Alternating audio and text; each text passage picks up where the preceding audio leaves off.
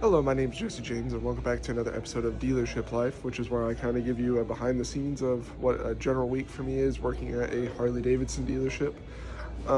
For today, it's actually coming off of a weekend where I was out for the first time in a long time. Me and my wife actually went out and did something for our anniversary. So I've got to catch up with what went on Saturday. Had a few appointments that some other people were overseeing and helped me out with on that.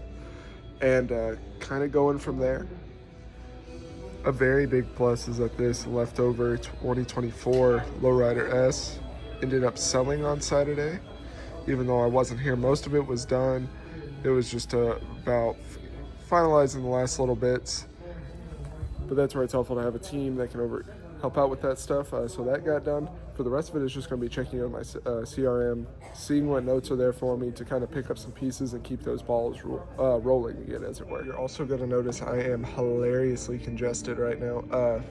Spring and fall, man. I have really bad seasonal allergies, so I actually can't hear myself talking right now. So I hope this is all coming across fine for the video, but do forgive me on that. So I will say today we did have a cool thing happen with the delivery truck came, brought in new 25 Street Bob breakout, so I can finally do a video on that bike that I've been prepping for like the past 2 weeks. But also this bike, the Gray Ghost. I'm super hopeful that I get to do a big video on this and make it its own special thing, but we'll kind of see.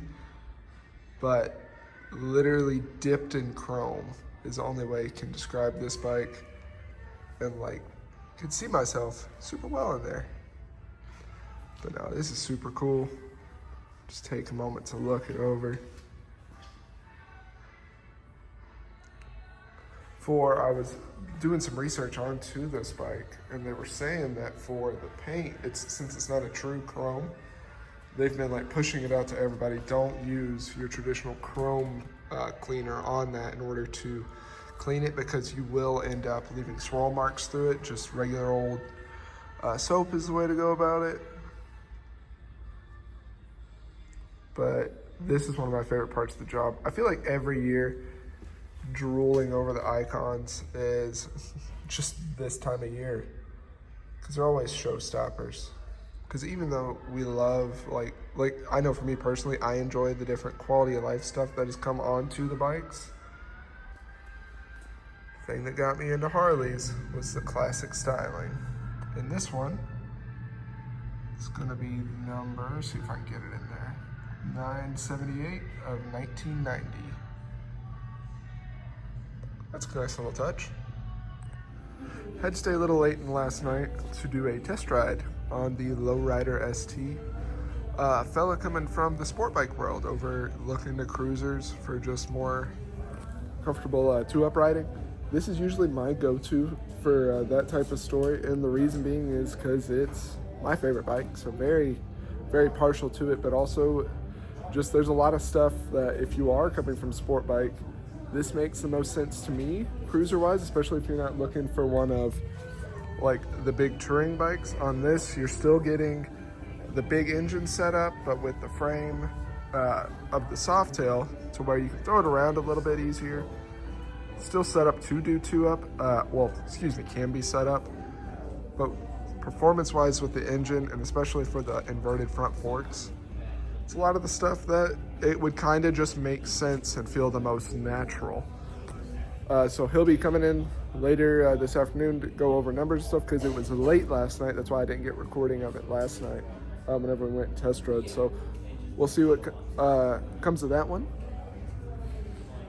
Around 3, the fella that bought this bike on last Saturday from me is going to do paperwork. So 3 o'clock, 4 o'clock, should be a good start to the week.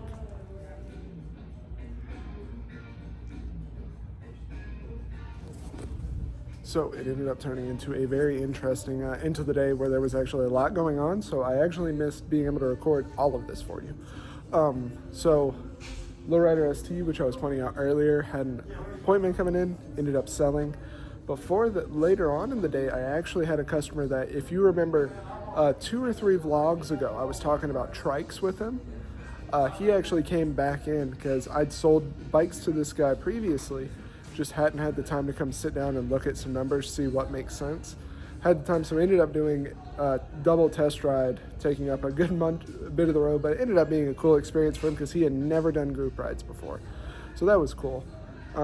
Showed him where stuff would roughly fall, because one of the things I enjoy about working here is I don't have to be super pushy. It's very much okay, if you want the bike, this is what it'll be. We'll work with people. But if they say, hey, it's going to be 3 months, I've actually had people tell me it was going to be years before they buy a bike. And it's like, okay, if you're not going to buy, you're not going to buy. If you are going to buy, you are. But I'm going to treat you the same either way.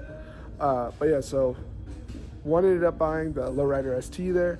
The other one for that trike, he was specifically looking between this 2025 and the 2020 that I have over here.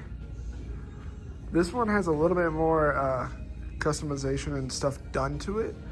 I told him I don't think he's got a bad option either way, especially like how nice this is, and it's low miles, around 5,500 on the mile, so still plenty of life ahead of it.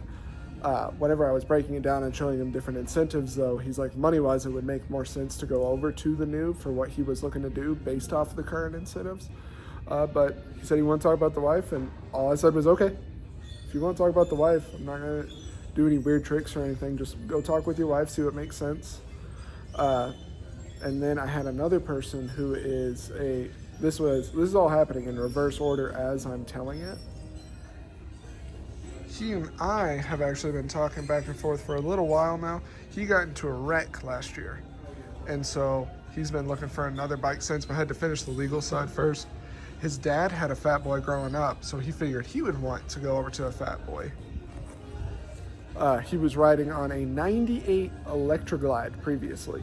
And I told her, I was like, hey, the FatBoy's a great bike, but based off of just our conversation, I was like, the riding and the bike you want, the FatBoy ain't it.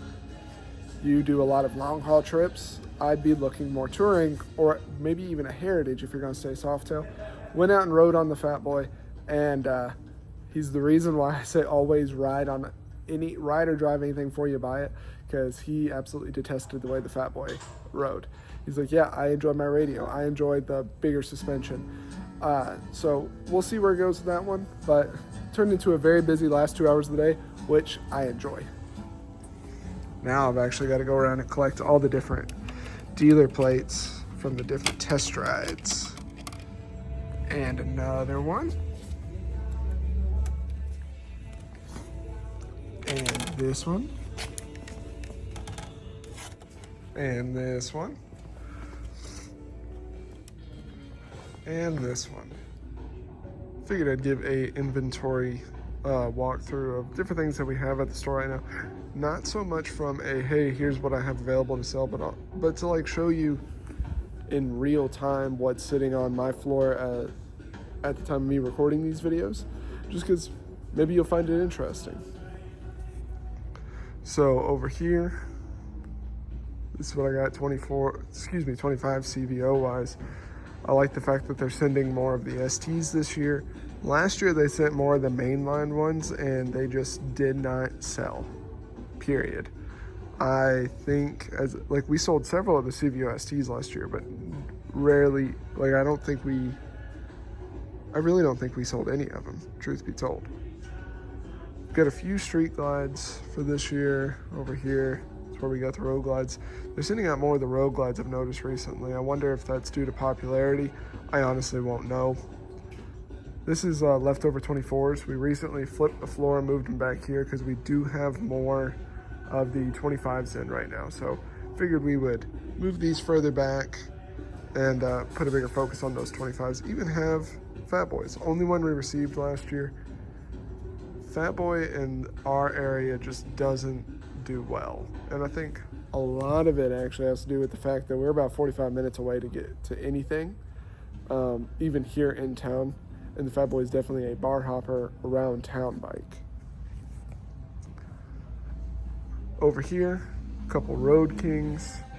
You'll notice we got some stickers on there. We're actually going to be doing a shuffle and trading some bikes that have been sitting for a little bit in hopes that they'll move. 3 full dressers left from the 2024s. Here's those CVOs I was telling you about. We've actually done pretty good with moving the regular mainline street glides. So we've only got a couple left. Got a hold on that one. A few of the leftover 24s. It's my last CVO ST. We've actually had a lot of different stores asking, trying to snipe this one from us, but we're gonna hold on to it. This is what we've done display-wise for the 2025 Softails. Up there against the wall, those are all leftover 24 Pan Americas. So gonna be getting a few more of these in. Little display we did for Lowrider ST. Pre-owned wise, we've actually got a decent selection of just about anything. This is the most metrics we've ever had though. Plenty of pre-owned Rev Maxes. Quicker look at those touring bikes. Did a short on the CVO Pan America, but there it is sitting on the floor right now. Thing we're actually a little light on right now is pre-owned Softails. I've only got a couple lowriders and a Softail standard. Better shot of my metric section. Our lone 2025 Tri-Glide. I really dig the black on black. I got to do a video of this before it goes. But this is what we call a Tricland. We've got a few, you'll see a few other bikes mixed in there. It was supposed to rain today, so we've actually got those pulled in instead of pulled outside. But usually we'll have a good selection of bikes pulled outside as well. And that is going to do it for this video. Thank you so much for watching. If you've enjoyed this video, please consider giving it a like. And if you have any questions about sales or the motorcycles, leave it down there. I'm interested to see what you guys have to say or just want conversation.